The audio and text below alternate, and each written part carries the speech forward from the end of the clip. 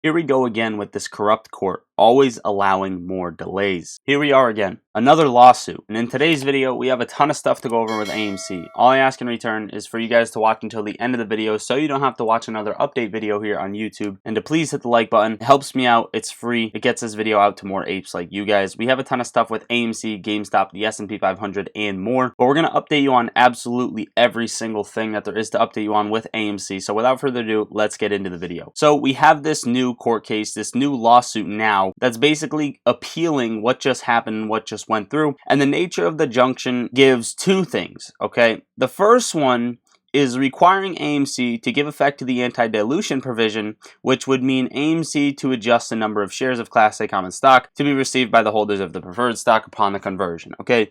Number two would be give effect to the Section 3 and distribute the special distribution of the settlement to the holders' preferred stock at the same exact time and on the same exact terms. Okay, now I'm going to go over the too long didn't read as to why this thing is a pretty big nothing burger. Key to understanding why the new lawsuit is getting tossed is right here in this one section. For the anti-dilution provision to trigger, AMC has to issue new common shares or any other form of dilution action after the closing date and prior to the conversion date. That is the time window for the provision. Keep that in mind. Now let's look at the 8K for the conversion timetable. The scheduled conversion date is the 25th and the distribution of the settlement is the 28th.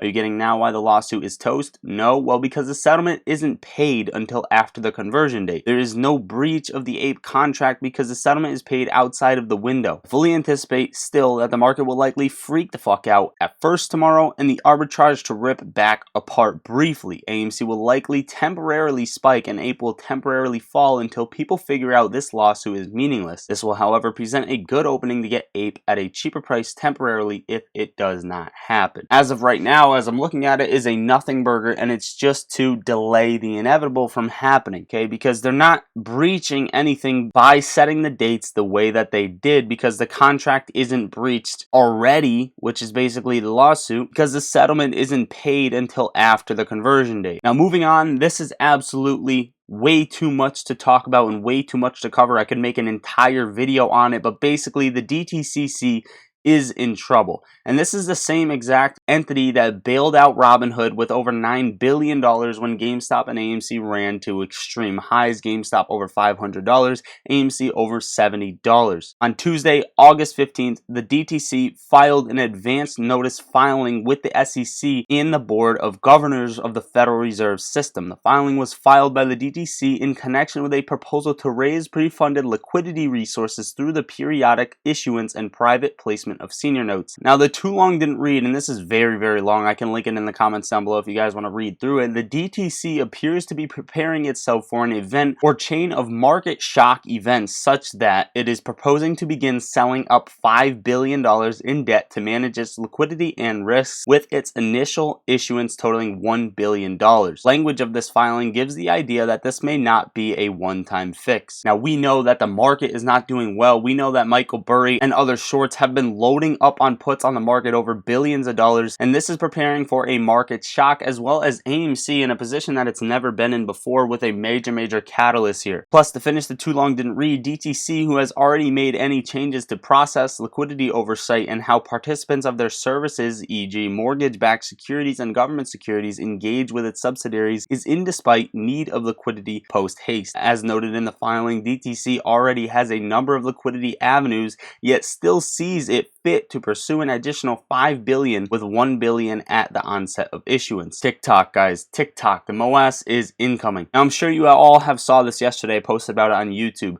Fidelity is down. Many are getting a specific error message, and here is a tinfoil hat theory before we touch onto the charts. Checkmate. This guy has a lot of tinfoil hat theories on Twitter, but he also has stated a few things that have been correct, so I wanted to point it out. On December 8th of 2022, he tweeted, "Yesterday I decoded what I believe to be the message behind CEO Adam Aron's 96 tweet. This resulted in a code 96 system error. Attached was a link, how to fix error code 96. In short, how to fix link dealt with situations in payment is not processed or received. Now on December 14th, he made another tweet that broke down an error code 199, which deals with difficulty in purchasing, and stated that somebody is running low on supply. Now if we go over and we take a look at the charts, this is December 8th, this is December 14th of 2022, and you can see the major dump in AMC's price during this time frame, over a 56% drop in price action, and we're seeing the same exact thing happen, and all of a sudden Fidelity goes down with an error code in which Checkmate speaks on. He says there are two issues being reported by shareholders today: locked out of accounts, mainly Fidelity, and also the inability to purchase AMC or APE from various brokers. Decodes are coming alive. What do you guys think about this in the comments down below? Just a coincidence, or do you think the Fidelity has correlation over to what's happening with AMC, GameStop, the S&P 500? Now AMC, we were expecting it to sell off slowly until about September 6th or so, or somewhere in that range, before scaling up and squeezing. However, I think the time frames are much different now that everything is going to go through between August 24th and the 28th. Let's see what happens here, guys. You let me know your thoughts in the comments down below. AMC still has a gap fill down to $2.38, a major gap fill. However, it did fill one gap right down here, which is a very old gap, down to about $3.18, $3.20. Now, I cannot believe AMC is still on the threshold securities list. This is day 37 as we speak, and maybe 38th once the market closes,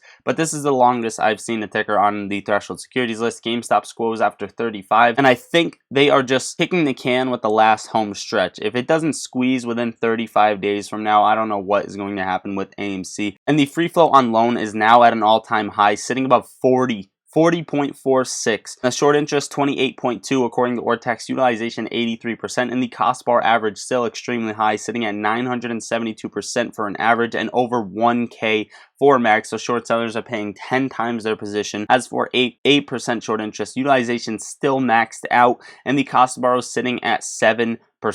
Now, why is the utilization still maxed out on APE? Because whoever owns APE, even institutions, don't want to lend their shares out. And the reason for that is because APE is going to be forcefully covered, and if those shorts can't cover, that is going to be insolvent, and whoever lends their shares out are not going to get their shares back, or at least has a very good chance that they will not get their shares back. Now, jumping over to Stonko Tracker real quick, you can see short exempts were absolutely insane, which we talked about, but the following day on the 15th, 2.5 million as well. This is how they are dropping the price. A lot of people are talking about, listen, can't they just not short right now, right? They can't short. How can they short AMC? Because it's been on the threshold securities list for 35 days. Well, they're doing it through this, and it's also doing it through the options chain. Over 630,000 puts expiring in the money, and this is why you're seeing AMC drop significantly. Now, GameStop is sitting at $18.77, and it is about to be a buy very soon. I called out GameStop coming down to the $18 level, and I'm purchasing at $18.11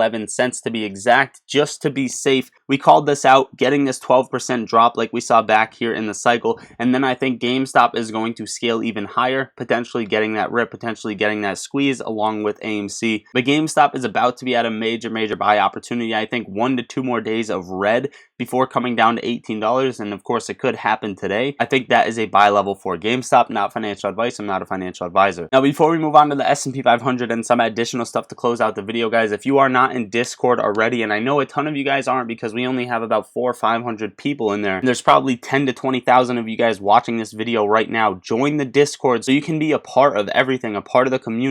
We talk stocks in there all day long. There are the most amazing people in there. It's definitely the best Discord for the price. You won't even notice it. It's $1.99 a month. That's literally less than 1 coffee. Plus, the education you get out of there, the responses you get out of there, and all of the benefits definitely outweigh that. We have options trading alerts in there. I'm in there on the daily. We post gains, post losses, take some degen bets. And whether you are a beginner or advanced trader, this is the place to be. Plus, if you want my Discord for free, download Moomoo using my link, sign up and make a deposit of even a penny, and you're going to get free stocks from there, which you can sell to transfer that money to join the Discord. Not financial advice. Do whatever you want. But the more you deposit into Moomoo, you can potentially get a Tesla or Google stock as well, plus up to 16 free stocks, each valued up to $2,000 per stock. Both of those links are pinned in the top of the description and in the top of comments. Now give the SPY a round of applause, trading at 443.36, finally filled the gap on the SPY. It's been trailing down, more volume on the sell days. I've been talking about this. The SPY is just gradually selling off, and I wouldn't be surprised if we got a little bit of a pop here or a pop at 438.